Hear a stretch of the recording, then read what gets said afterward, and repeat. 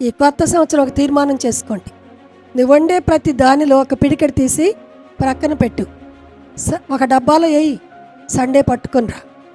నువ్వు దొడ్డు బియ్యం తింటే దొడ్డువే, సన్న బియ్యం తింటే సన్నవే, నువ్వు జొన్నలు తింటే జొన్నలే, నువ్వు ఏది తిన్నా తీసురా.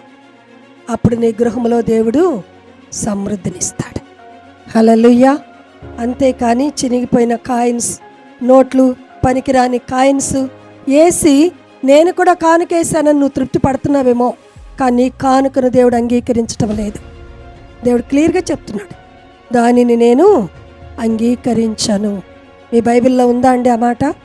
మీ యజమానునికి అలాంటివి ఇస్తే నీకు దయ చూపిస్తాడా? చూపించడు కదా. యజమానుని కంటే నీ దేవుడు ఎన్నో రెట్లు గొప్పవాడు. ఆయనకి ఎలా అర్పించాలి?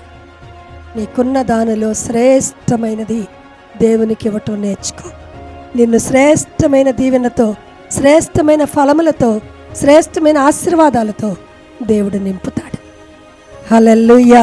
ఇక్కడ బలికి దేవుడు కూడా తన కుమారుని, శ్రేష్టమైన వానిని, ఈ మానవాళి కొరకు నిర్దోషమైన దానిని మన కొరకు దేవుడే మానవుడై అర్పించబడ్డాడు. కనుక మనము కూడా శ్రేష్టమైనవి దేవునికి ఇవ్వటం నేర్చుకోవాలి. హల్లెలూయా.